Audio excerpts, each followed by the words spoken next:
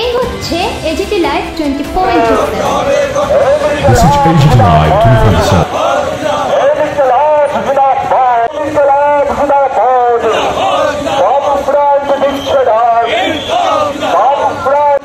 ধর্মীয় সংখ্যালঘুদের নিরাপত্তা নিশ্চিত করতে হবে।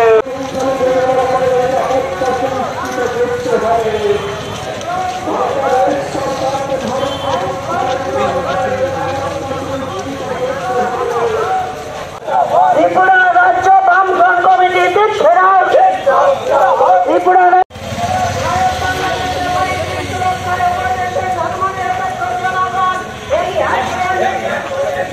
বাংলাদেশ সরকারকে ধর্মীয় সংখ্যালঘু জনগণের নিরাপত্তা নিশ্চিত করতে হবে। ভারত বাংলাদেশের জনগণের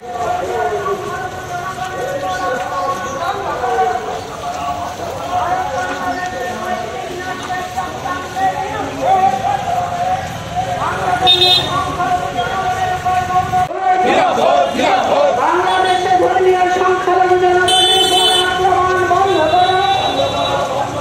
ভারত বাংলাদেশের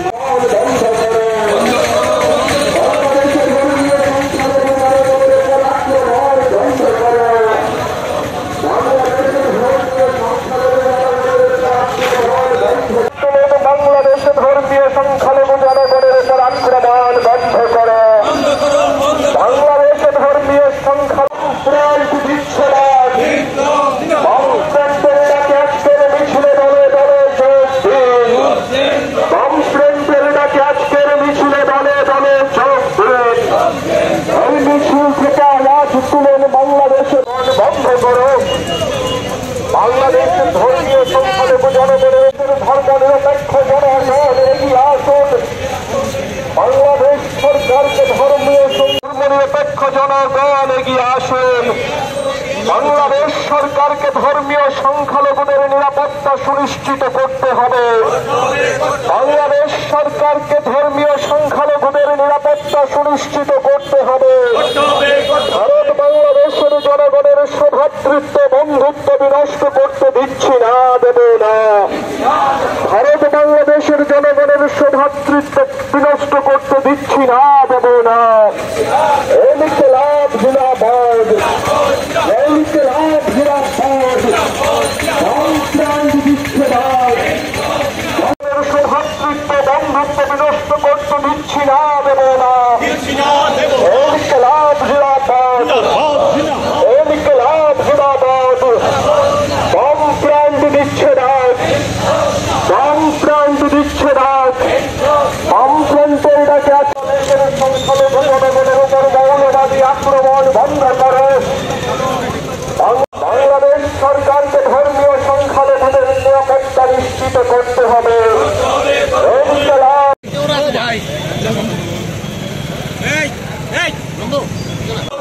বাংলাদেশে ধর্মীয় সংখ্যালঘুদের উপর আক্রমণ বন্ধ করো। বাংলাদেশ নিরাপত্তা নিশ্চিত করতে হবে। বাংলাদেশ সরকারকে ধর্মীয় সংখ্যালঘুদের নিরাপত্তা বিশেষ ধর্মীয় সংখ্যালঘু জনগণের উপর আক্রমণ বন্ধ করো। বাংলাদেশ সরকারকে বাংলাদেশের ব্যক্তি বিনষ্টের চক্রান্তের বিরুদ্ধে জনগণ এক হন। বাংলাদেশের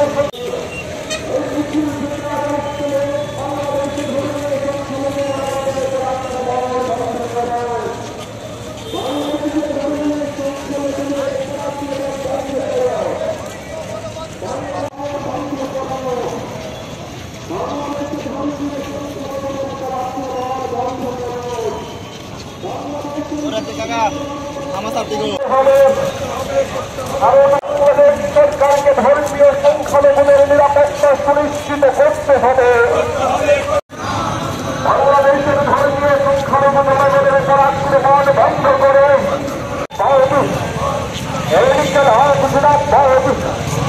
বামফ্রন্ট বিচ্ছেদ মিছিলে দলে দলে যোগ দিন। বামফ্রন্টের ডাকে কাজ করে মিছিলে দলে দলে যোগ দিন। ভারত বাংলাদেশের মৈত্রী সুরক্ষায় উভয় দেশের ধর্ম নিরপেক্ষ জনগণ এক হন। আক্রমণ বন্ধ করে। ভারত বাংলাদেশ মৈত্রী সুরক্ষা বামফ্রন্টের ডাকে সিদ্ধান্ত নিয়েছে একটা সময় পর্যন্ত এই শহীদ পরিবারের সন্তান সন্ততিদেরকে সরকারি চাকরি ইত্যাদির প্রশ্নে তারা সংরক্ষণ ব্যবস্থা অবলম্বন করে সরকারি কাজকর্ম যাতে তারা পেতে পারে তার ব্যবস্থা তারা করবে। এই যে পদক্ষেপ, এই পদক্ষেপ দীর্ঘ সময় ব্যাপী বাংলাদেশে কার্যকরী হচ্ছিল। এই সময়ের মধ্যে মুজিবুর রহমান নিধন হন, ক্ষমতা সেনাবাহিনীর হাতে চলে যায়, তার থেকে রাজনৈতিক পরিমণ্ডলের মধ্যে পরিবর্তন হয়, বিএনপি সরকার তৈরি করে সেই সরকারের বিরুদ্ধে বাংলাদেশে লড়াই হয়, সংগ্রাম হয়, সেই সরকারকে পরাস্ত করে আওয়ামী লীগের নেতৃত্বে আবার নতুন করে সরকার সেখানে তৈরি হয়। মুজিবুর রহমানের কন্যা শেখ হাসিনা সেই সরকারের প্রধানমন্ত্রীর দায়িত্বে গৃহীত হন। এই সময়ের মধ্যে এই শহীদ পরিবারের সংরক্ষণের যে ব্যবস্থা ধীরে ধীরে অনেক বছর গেল, সরকার এটা কার্যকরী করছিলেন। এই পরিবার সমূহ কোনো না কোনো ভাবে সহযোগিতা পেয়েছে, কাজেই এটাকে অনন্তকাল চালু রাখা যেতে পারে না। এবং একই সাথে বাংলাদেশের অভ্যন্তরে অর্থনৈতিক যে ব্যবস্থা পরিস্থিতি তা ক্রমে ক্রমে জটিল কঠিন হতে থাকে, বেকার সমস্যা বাড়তে থাকে। এই পরিস্থিতিতে দাবি উঠছিল শহীদ পরিবারের সন্তান সন্ততিদের জন্য যে সংরক্ষণের ব্যবস্থা এটা এখন বন্ধ করতে হবে, তুলে নিতে হবে। এই দাবিকে সামনে রেখে গত কয়েক মাস যাবৎ ছাত্র সমাজের নেতৃত্বে বাংলাদেশের অভ্যন্তরে বিরাট আন্দোলন সংগঠিত হয়। দেখা গেল শেখ হাসিনার নেতৃত্বে যে সরকার, আন্দোলনের যে নেতৃত্ব, তাদেরকে ডেকে কথাবার্তা বলার পরিবর্তে সেখানে রাষ্ট্র শক্তি নিয়ে আন্দোলনকে দমন করবার জন্য আন্দোলনকারীদের বিরুদ্ধে ঝাঁপিয়ে পড়ে। এই দমন পীড়নে 2 শতাধিক আন্দোলনে অংশগ্রহণকারী লড়াকু জনগণ জীবন দিয়েছেন, তার মধ্যে অধিকাংশ ছিলেন সংগ্রামী ছাত্ররা। এরকম একটা পরিস্থিতিতে দেখা গেল বাংলাদেশের সুপ্রিম কোর্ট তারাও শহীদ পরিবারের সংরক্ষণের যে ব্যবস্থা এটাকে সংশোধন করে 100 ভাগের মধ্যে 97 ভাগ সংরক্ষণ তুলে দিয়ে 3 ভাগ শুধু শহীদ পরিবারের জন্য সংরক্ষণ রাখবার ব্যবস্থার পক্ষে রায় দেয়। এরকম পরিস্থিতিতে শেখ হাসিনা ছাত্র আন্দোলনের নেতৃত্বকে আহ্বান করলেন, আপনাদের সঙ্গে কথা বলতে চাই। কিন্তু ছাত্র আন্দোলনের নেতৃত্ব এই রক্ত ঝরা বাংলাদেশের রাজপথে দাঁড়িয়ে তারা প্রতিবাদ করলেন, আপনার সঙ্গে এই সরকারের সঙ্গে আমাদের এই মুহূর্তে আর কথাবার্তা বলার কোনো প্রয়োজন নেই। আমরা আপনার সরকারকে মানছি না, আপনি পদত্যাগ করুন। যদি পদত্যাগ না করেন তাহলে আমরা আপনাকে বাধ্য করব পদত্যাগ করতে, এই সরকার পরিবর্তন করতে, এবং নতুন একটা সরকার আমরা তৈরি করব। পূর্তমন্ত্রী বৈদ্যনাথ মজুমদার তিনি এবং রাশেদ খান মেনন হাত ধরাধরি করে যে হাজার হাজার চাকমা রিফিউজি অংশের মানুষ তাদেরকে নদী অতিক্রম করে সাবরুমের উপর দিয়ে বাংলাদেশে ফিরে যেতে সাহায্য করেন। চাকমা রিফিউজি অংশের মানুষ যারা, তারা যাবার সময় চোখের জলে বুক ভাসিয়েছেন, ত্রিপুরার মানুষের সাথে আলিঙ্গন করেছেন এবং তারা স্বীকার করেছেন আপনারা আমাদেরকে যেভাবে রক্ষা করেছেন অপ্রত্যাশিত, এই আপনাদের ভূমিকা আমরা কোনোদিন কিন্তু ভুলব না। এরকম একটা পরিস্থিতি কিন্তু সেখানে তৈরি হয়েছে। কিন্তু সেই দেশের আভ্যন্তরীণ পরিস্থিতির মধ্যে গত 10-11 বছরের মধ্যে নানা পরিবর্তন হয়ে যায়, যেটা আমি সংক্ষেপে উল্লেখ করার চেষ্টা করছি।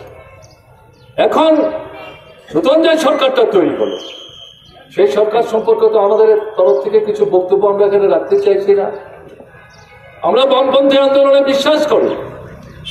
আমাদের দৃষ্টিভঙ্গি সংকীর্ণ না, রাজ্য ভিত্তিক না, আমাদের রাষ্ট্রভিত্তিক বা আমাদের দেশ ভিত্তিক না, আন্তর্জাতিক পরিসরে রাষ্ট্রে রাষ্ট্রে দেশে দেশে মানুষের যে আন্দোলন, মানুষের যে সংগ্রাম, অস্তিত্ব রক্ষার প্রশ্নে যে সংগ্রাম, বেঁচে পড়তে থাকার জন্য যে সংগ্রাম, শোষণের বিরুদ্ধে মর্যাদা নিয়ে তারা যাতে অস্তিত্ব রক্ষা করতে পারেন, এই যে সংগ্রাম, এই সংগ্রামের প্রতি আমরা যারা লাল ঝান্ডা কাঁধে নিয়ে বামপন্থী আন্দোলন সংগঠিত করি, আমরা তার পাশে আমরা দাঁড়াই।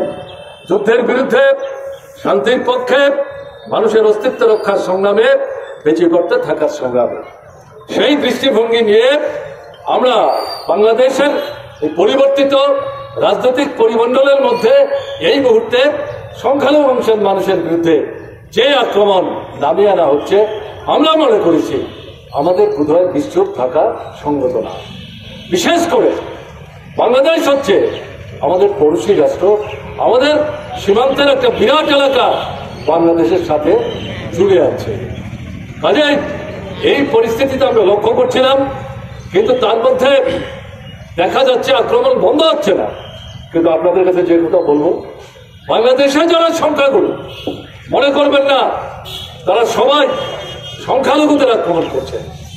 বাংলাদেশের সংখ্যাগুরুদের মধ্যে উল্লেখযোগ্য সংখ্যক মানুষ যেখানে সংখ্যালঘুদের উপর আক্রমণ করার চেষ্টা করছে, তারা স্থানে স্থানে প্রতিবাদ করার চেষ্টা করছেন, প্রতিরোধ করার চেষ্টা করছেন।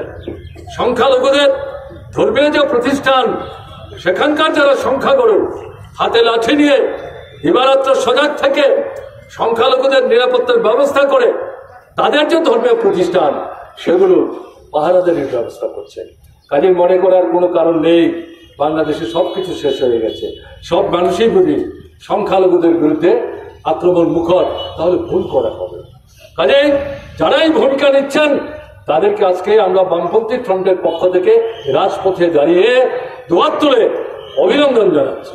আমরা তাদের কাছে প্রত্যাশা করব আপনারা আপনাদের এই ধারা অব্যাহত রাখবেন, এবং আমাদের বিশ্বাস আপনারা যদি ঐক্যবদ্ধ থেকে আপনাদের সরকারের উপর চাপ সৃষ্টি করে সেখানে ধর্ম সংখ্যালঘু অংশের মানুষ যারা, তাদের উপর দুর্বৃত্তপনার দৃষ্টিভঙ্গি নিয়ে উদ্দেশ্যমূলকভাবে এই আক্রমণ সংঘটিত করছে, তাদেরকে আপনারা বাংলাদেশের জনগণ থেকে নিশ্চিতভাবেই বিচ্ছিন্ন করতে পারবেন, এবং শেষ পর্যন্ত আপনারা জিতবেন মানে গণতন্ত্র জিতবে। গণতন্ত্র জিতবে মানে সংখ্যালঘু অংশের মানুষের নিরাপত্তা সেখানে নিশ্চিত হবে। এই জায়গায় জনগণের কাছে আমরা আবেদন করছি। শেষ কথা তো জনগণের যুদ্ধ তো জনগণই করেছে, পরিস্থিতির মধ্যে যে পরিবর্তন ঘটিয়ে দিয়েছে তার থেকে বাংলাদেশকে উদ্ধার করেছে বাংলাদেশের জনগণ। বর্তমান পরিস্থিতি যে নতুন সরকার তৈরি হয়েছে, ছাত্র আন্দোলনের নেতৃত্বের সাথে মিলিতভাবে সেই বাংলাদেশের জনগণই যে পরিস্থিতির মধ্যে পরিবর্তন হয়েছে, কাজে সেই জনগণের উপর পুরো আস্থা রেখে আমরা আবেদন করছি আপনারা পারবেন, আপনারা এগিয়ে আসুন। কিন্তু এই সাথে সরকার নির্বাক থাকবেন, নিশ্চুপ থাকবেন, শুধু গণতন্ত্রের পক্ষে ঘোষণা দেবেন, বক্তৃতা করবেন, রাষ্ট্রপুঞ্জে গিয়ে বর্তমান সরকারের যিনি প্রধান সেখানে বক্তৃতা করবেন, কিন্তু দেশের অভ্যন্তরে সংখ্যালঘুদের বিরুদ্ধে যে আক্রমণটা চলছে সেটার বিরুদ্ধে যদি কার্যকরী প্রশাসনিক দিক থেকে রাষ্ট্রের তরফ থেকে উদ্যোগ গ্রহণ না করেন, তাহলে এই বক্তব্যগুলির অর্থকে এগুলি নিরর্থক হয়ে যাবে। তাই ত্রিপুরা রাজ্য বামফ্রন্টের পক্ষ থেকে এই রাজপথে দাঁড়িয়ে এই নূতন যে সরকার, তারা নিজেরাই বলছেন এটা স্বল্পকালীন, তারা খুব তাড়াতাড়ি নাকি ভোট ডাকবেন, এটা তাদের ব্যাপার, এই নিয়ে আমাদের কোনো কথা নাই। কিন্তু আপনারা সরকারে আছেন, আপনাদের সরকারের প্রধান, এই সরকারের মধ্যে যারা দায়িত্ব পালন করছেন তাতে ছাত্র বন্ধুরাও আছেন, সমাজের অন্যান্য অংশের লোকরাও আছেন, তাদের সবার কাছে ত্রিপুরা বামফ্রন্ট কমিটির পক্ষ থেকে, এই সমাবেশের পক্ষ থেকে আমরা আবেদন জানাবো, সক্রিয় হন, ভূমিকা গ্রহণ করুন। সংখ্যালঘু অংশের মানুষ যারা ধর্ম সম্প্রদায় নির্বিশেষে তাদের নিরাপত্তা নিশ্চিত করতে আপনারা কার্যকরী উদ্যোগ গ্রহণ করুন, এবং যারাই পরিস্থিতিকে সেখানে জটিল করার চেষ্টা করছে, মানুষের মধ্যে ধর্ম সম্প্রদায়ের নামে বিভাজনের বলিরেখা তৈরি করবার চেষ্টা করছে, এবং যার মধ্য দিয়ে এই পার্শ্ববর্তী রাষ্ট্র ভারত, তার অন্তর্ভুক্ত ত্রিপুরা, ওইদিকে পশ্চিমবাংলা, এই এলাকার মধ্যে একটা অস্থির আবহ তৈরি করবার চেষ্টা করছে উদ্দেশ্যমূলক ভাবে, তাকে শক্ত হাতে আপনারা মোকাবেলা করার চেষ্টা করুন। সরকারকে বাদ দিয়ে শুধু জনগণ একক বিচ্ছিন্ন ভাবে যত সদর্থক ভূমিকায় নেই, তাতে কিন্তু পরিস্থিতিটাকে একটা জায়গায় নিয়ে আসা কঠিন হবে। সরকার তো এখন মুখ বধির হয়ে সেখানে চোখ কান বন্ধ করে দাঁড়িয়ে থাকতে পারে না। তাই আমি আমার কথা শেষ করার আগে বামপন্থী ফ্রন্টের পক্ষ থেকে এই সরকারের দৃষ্টি আমরা আকর্ষণ করছি, অবিলম্বে কার্যকরী উদ্যোগ গ্রহণ করুন, এই সংখ্যালঘুদের উপর আক্রমণ বন্ধ করুন।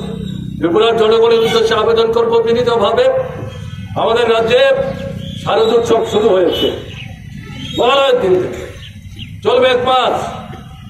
যদিও এটা হিন্দুদের প্রধান ধর্মীয় অনুষ্ঠান, উৎসব, আমাদের ত্রিপুরার অভিজ্ঞতা কি, হিন্দুদের ধর্মীয় উৎসব শুধু হিন্দুরা পালন করে, হিন্দু, মুসলমান, বৌদ্ধ, খ্রিস্টান মিলিতভাবে। মুসলমানদের ধর্মীয় উৎসব শুধু মুসলমানরা পালন করে, খ্রিস্টানদের ধর্মীয় উৎসব, বুদ্ধিস্টদের ধর্মীয় উৎসব শুধু খ্রিস্টান বা বুদ্ধিস্টরা পালন করেন না। আমাদের ত্রিপুরার হিন্দু, মুসলমান, বৌদ্ধ, খ্রিস্টান নির্বিশেষে সম্মিলিতভাবে এই উৎসবের অনুষ্ঠানগুলো, ধর্মীয় উৎসবের অনুষ্ঠানগুলো আমরা পালন করি।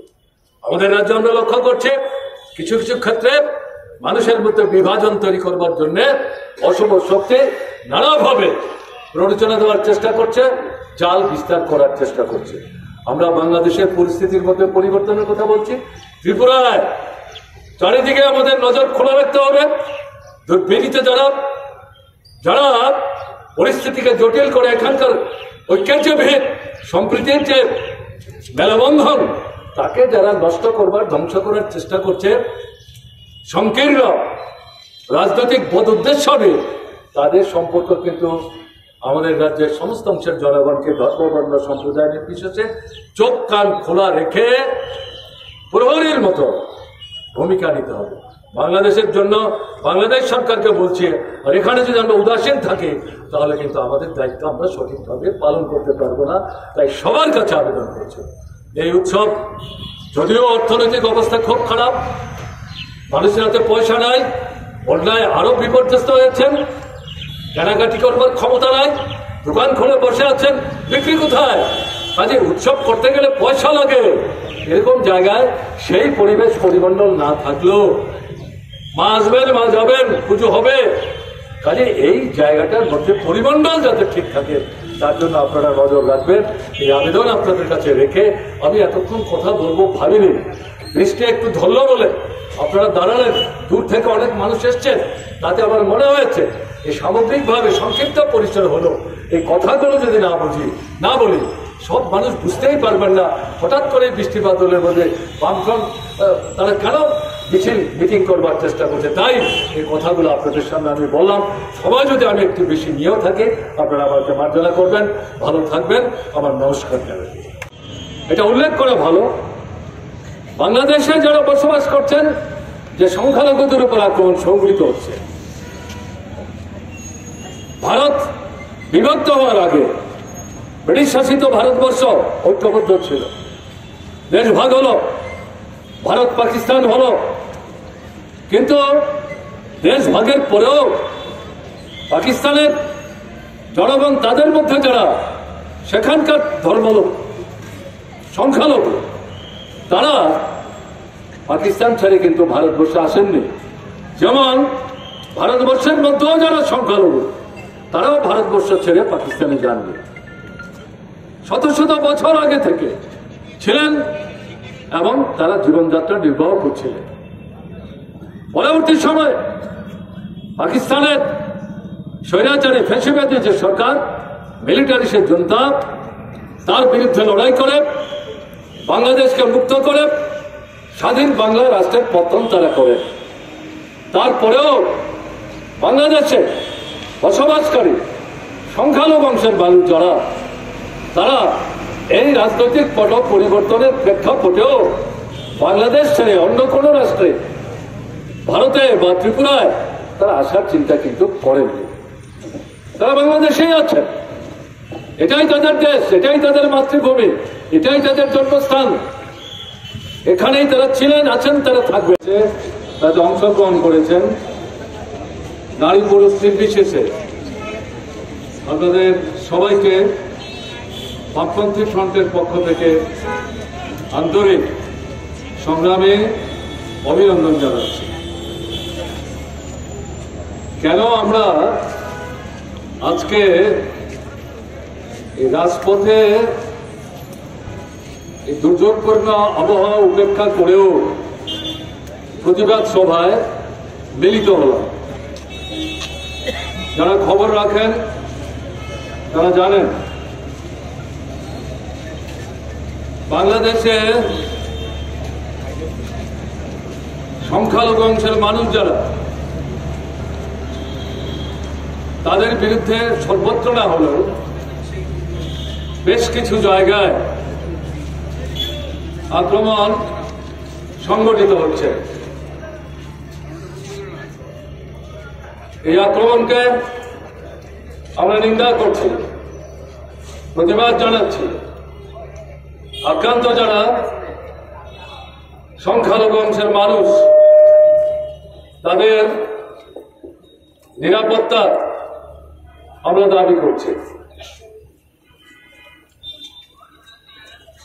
একটা দেশে গণতন্ত্র আছে কিনা এটা বুঝবার জন্য অন্যতম গুরুত্বপূর্ণ মাপকাঠি হচ্ছে সেই রাষ্ট্রের বা দেশে যারা সংখ্যালঘু অংশের মানুষ, ধর্ম সম্প্রদায় নির্বিশেষে তারা সেই রাষ্ট্রের বা দেশের অন্যান্য অংশের জনগণের সাথে সমান অধিকার ভোগ করতে পারেন কিনা, স্বাধীনভাবে ধর্মাচরণ করতে পারেন কিনা, তারা নির্ভীকে জীবনযাত্রা নির্বাহ করতে পারেন কিনা,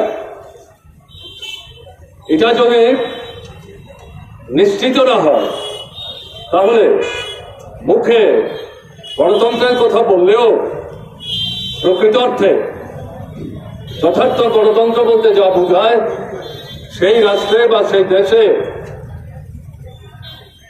গণতন্ত্র সেভাবে কার্যকরী হচ্ছে না। এই দৃষ্টিভঙ্গি থেকে বাংলাদেশে আজকে যে ঘটনাবলী চলছে সে সম্পর্কে আপনাদের সামনে দু চারটি কথা এখানে বলতে চাইছি। আপনারা যারা খবর রাখেন তারা জানেন, গত কয়েক মাস যাবৎ বাংলাদেশে আন্দোলন চলছে। এই আন্দোলনের প্রথম দিকে নেতৃত্বের ভূমিকায় ছিলেন বাংলাদেশের সংগ্রামী ছাত্র সমাজ এবং তাদের মূল দাবি ছিল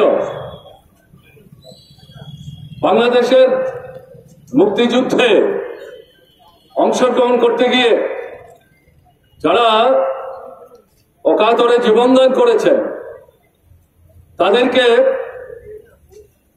স্বাধীনতা লাভের পর মুজিবুর রহমান সাহেবের নেতৃত্বে প্রথম স্বাধীন বাংলাদেশে যে সরকার তৈরি হয় তারা এই যুদ্ধে যারা জীবন দিয়েছেন তাদেরকে শহীদের মর্যাদা এবং সম্মান প্রদর্শন করেছে। বাংলাদেশের আভ্যন্তরীণ রাজনৈতিক যে পরিমণ্ডল তার মধ্যে যে গুণগত একটা মৌলিক পরিবর্তন ঘটে গেল, তাতেই সরকারের যে ঘোষণা, এই আন্দোলনের যারা নেতৃত্ব দিচ্ছিলেন তাদের যে ঘোষণা, তাদের মধ্যে একটা আস্থার ভিত তৈরি করেছিল যে না, বাংলাদেশে আমাদের অসুবিধা হবে না, আমরা যুগ যুগ ধরে ছিলাম, আছি, থাকবো। এবং এখনকার যে সরকার, তারাও প্রতিশ্রুতি দিচ্ছে তারা গণতন্ত্রকে সুদৃঢ় করবেন, সুঠাপ করবেন। স্বাভাবিক কারণে আমরা যারা সংখ্যালঘু অংশের মানুষ, আমাদের নিরাপত্তা এখানে বিঘ্নিত হওয়ার কোনো কারণ নেই। কিন্তু এরকম পরিস্থিতিতে দেখা গেল 1-1.5 মাসের ব্যবধানে তাদের উপর আক্রমণ সংঘটিত হচ্ছে। আপনাদের জানার জন্য বলছে, শেখ মুজিবুর রহমানের হত্যাকাণ্ডের পর সেখানকার আভ্যন্তরীণ রাজনৈতিক পরিস্থিতিতে যে মৌলিক গুণগত পরিবর্তন ঘটে গেল, পর্যায়ক্রমে বিএনপির সরকার তৈরি হলো, সেই সময় সেখানে সংখ্যালঘুদের উপর আক্রমণ সংঘটিত হয়েছিল। হাজার হাজার, বিশেষ করে চাকমা অংশের মানুষ যারা, তারা ভারতবর্ষে আসতে বাধ্য হয়েছিলেন, তাদের বৃহত্তম অংশ আমাদের ত্রিপুরায় এসেছিলেন। ত্রিপুরায় সেই সময় নৃপেন চক্রবর্তী, দশরথ দেব, তাদের নেতৃত্বে বামফ্রন্ট সরকার চলছিল। এই বিপন্ন মানুষ যারা বাংলাদেশে আক্রান্ত হয়ে পরিস্থিতির চাপে ত্রিপুরায় আসতে বাধ্য হয়েছিলেন, তাদেরকে বামফ্রন্ট সরকার চলে যেতে বাধ্য করেন, হটিয়ে দেননি, তাদেরকে নিরাপত্তা দেওয়ার ক্ষেত্রে ভূমিকা গ্রহণ করে। এবং সেই সময় ত্রিপুরার তৎকালীন বামফ্রন্ট সরকারের পক্ষ থেকে কেন্দ্রের যে সরকার, কংগ্রেসের নেতৃত্বে পরিচালিত হচ্ছে, তাদের সাথে কথা বলে কেন্দ্রের সরকার ত্রিপুরার বামফ্রন্ট সরকারের নেওয়া যে অবস্থান, তাকে সমর্থন করে। কেন্দ্রের সরকার সাহায্যের হাত বাড়ান। কেন্দ্র এবং ত্রিপুরার বামফ্রন্ট সরকার মিলিতভাবে হাজার হাজার চাকমাংশের মানুষ যারা ত্রিপুরা আসছিলেন, তাদের ঘরবাড়ি তৈরি করে দিলেন, নিরাপত্তার ব্যবস্থা করলেন, দুবেলা ডাল ভাতের ব্যবস্থা করলেন। বাংলাদেশে রাজনৈতিক পরিস্থিতির মধ্যে জটিলতা বাড়তে থাকে। একটা সময়ে গিয়ে বিএনপি সরকারের পতন ঘটে, আওয়ামী লীগের সরকার পুনঃপ্রতিষ্ঠিত হয়, শেখ হাসিনা সেই সরকারের প্রধানমন্ত্রী হয়। বামফ্রন্ট সরকারের পক্ষ থেকে সেই সরকারের দৃষ্টি আকর্ষণ করা হয়, ভারত সরকারের দৃষ্টি আকর্ষণ করা হয়। এবার চাকমাংশের মানুষ যারা, তাদেরকে তাদের নিজের জন্মভূমিতে তারা ফিরে যেতে চান, তাদের ফিরিয়ে নেওয়ার ব্যবস্থা করুন। ভারত সরকার উদ্যোগ নেন, ত্রিপুরা সরকার উদ্যোগ নেন, শেখ হাসিনার নেতৃত্বে তৎকালীন সরকার তারাও সহমত পোষণ করেন এবং এই চাকমাংশের মানুষ যারা, তাদেরকে ফিরিয়ে নেওয়ার ব্যবস্থা করেন। আমার এখনো মনে আছে, রশিদ খান মেনন বাংলাদেশের এক সময় জঙ্গি ছাত্র নেতা ছিলেন। স্বাধীনতার সংগ্রামে অস্ত্র হাতে নিয়ে, বুক চিতিয়ে দিয়ে সেই স্বৈরাচারী ফ্যাসিবাদী যে সরকার পাকিস্তানের, তার বিরুদ্ধে রুখে দাঁড়িয়েছিলেন স্বাধীন বাংলাদেশ প্রতিষ্ঠা করার জন্য। এই ত্রিপুরার মাটিকেই তারা এই লড়াইয়ের ক্ষেত্রে অন্যতম গুরুত্বপূর্ণ ভিত্তি হিসেবে তারা ব্যবহার করেছেন। তাদেরকে সামনে থেকে আমরা দেখেছি।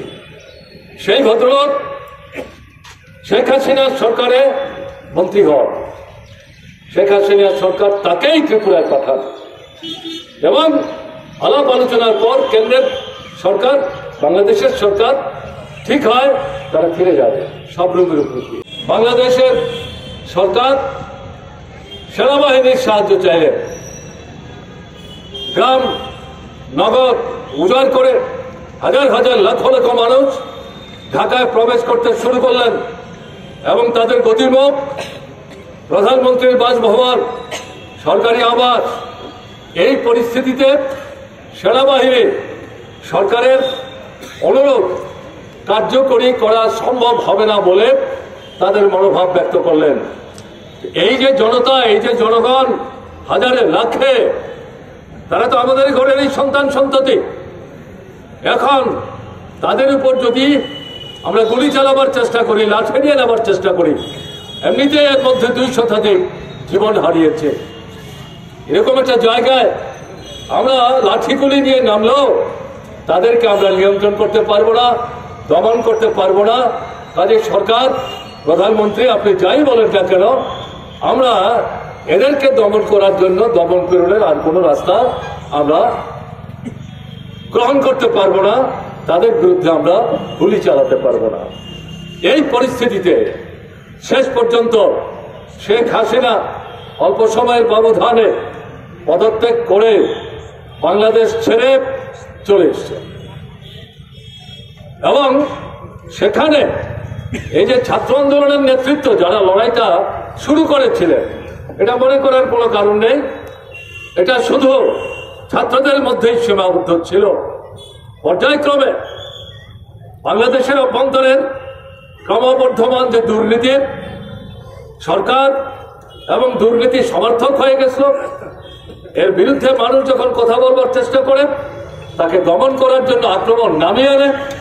পরপর দুটা জাতীয় নির্বাচন জনগণকে স্বাধীনভাবে নিজের মতামত ভোটের বাক্সে প্রয়োগ করার ক্ষেত্রে নানা পদ্ধতিতে বাধা বিপত্তি তৈরি করা হয়। এতে জনগণের মধ্যে যে পুঞ্জীভূত ক্ষোভ, তারই বহিঃপ্রকাশ। ছাত্ররা যেটা শুরু করেছিল, সংরক্ষণ বন্ধ করো, এবং তাকে দমন করবার জন্য বাংলাদেশ সরকারের যে আক্রমণ, এতে 200 শতাধিকের উপর আন্দোলনে অংশগ্রহণকারী যারা জীবন দিলেন, তাতে মানুষের মধ্যে ক্ষোভ বিক্ষোভের বহিঃস্ফুরণ ঘটল। এটা শেষ পর্যন্ত আর ছাত্র জনতার আন্দোলন থাকলো না। ছাত্র জনতা এবং বাংলাদেশের বিভিন্ন অংশের জনগণ সম্মিলিতভাবে এই সরকারকে ক্ষমতাচ্যুত করবার জন্য রাজপথে তারা উঠে এসেছিলেন। এই সরকার এই পরিস্থিতিতে পদত্যাগ করতে বাধ্য হয়, প্রধানমন্ত্রী বাংলাদেশ ছাড়তে বাধ্য হন। এরকম জায়গায় ছাত্র নেতৃত্বের উদ্যোগে সেখানে নতুন একটা সরকার তৈরি হয়। তাদের ঘোষণা কি? আমরা আমাদের দেশে গণতন্ত্র পুনঃপ্রতিষ্ঠা করব, প্রকৃত গণতন্ত্র আমরা লাগু করব। আমাদের রাষ্ট্রে গত কয়েক বছর যাবৎ যারা ক্ষমতাচ্যুত আমরা করলাম, তারা আমাদের গণতন্ত্রকে হরণ করেছিল, সংঘাত করেছিল, ভোটের অধিকার পর্যন্ত হরণ করেছিল। এই অবস্থার মৌলিক গুণগত পরিবর্তন আমরা করব। আপনারা সহযোগিতা করুন এবং এই সাথে সাথে বাংলাদেশে দুর্নীতি বন্ধ করব, সামগ্রিক অর্থনৈতিক পরিস্থিতির মধ্যে পরিবর্তন আনার ক্ষেত্রে আমরা ভূমিকা নেব। তাদের এই যে ঘোষণা বাধ্যত, এটা যারা নজর রাখছিলেন এই আন্দোলনের প্রতি, তাদেরকে আশ্বস্ত করেছে বাংলাদেশে গণতন্ত্র নিশ্চয়ই পুনঃপ্রতিষ্ঠিত হবে। কিন্তু অল্প সময়ের ব্যবধানে যেটা দেখা যেতে আরম্ভ করলো, সেখানে সংখ্যালঘু অংশের মানুষ যারা নানা ধর্মের সাথে যুক্ত, কে কোন দল করেন সেটা বড় প্রশ্ন।